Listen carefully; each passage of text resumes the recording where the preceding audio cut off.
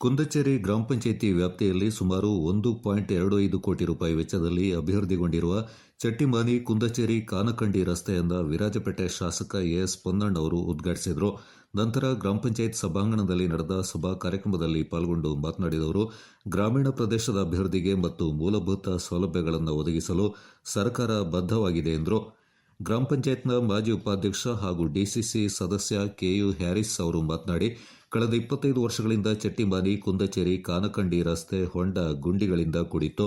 ಗ್ರಾಮಸ್ಥರ ಮನವಿಗೆ ಸ್ಪಂದಿಸಿದ ಶಾಸಕ ಪೊನ್ನಣ್ಣ ಅವರು 6 ತಿಂಗಳ ಹಿಂದೆ ರಸ್ತೆ ಅಭಿವೃದ್ಧಿಗೆ ಭೂಮಿ ಪೂಜೆಯನ್ನು ನೆರವೇರಿಸಿದ್ರು. ಇದೀಗ ಡಾಂಬರೀಕರಣಗೊಂಡ ರಸ್ತೆ ಸಾರ್ವಜನಿಕರ ಸಂಚಾರಕ್ಕೆ ಮುಕ್ತಗೊಂಡಿದ್ದು, ಶಾಸಕರ ಕಾರ್ಯ ಶ್ಲಾಘನೀಯವೆಂದರು. ಕಾರ್ಯಕ್ರಮದಲ್ಲಿ ಶಾಸಕ ಎಸ್ ಪೊನ್ನಣ್ಣ, ಕಾರ್ಯಪಾಲಕ ಅಭಿಯಂತರ ಗಿರೀಶ್ ಮತ್ತು ಗುಣಮಟ್ಟದ ರಸ್ತೆಯನ್ನು ನೀಡಿದ ಗುತ್ತಿಗೆದಾರ ಕೆಟಿ ಸತೀಶ್ ಅವರನ್ನು ಸನ್ಮಾನಿಸಿ ಗೌರವಿಸಲಾಯಿತು.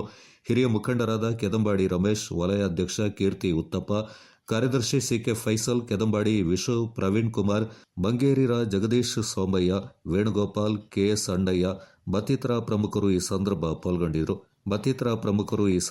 ಪಾಲ್ಗೊಂಡಿದ್ದರು.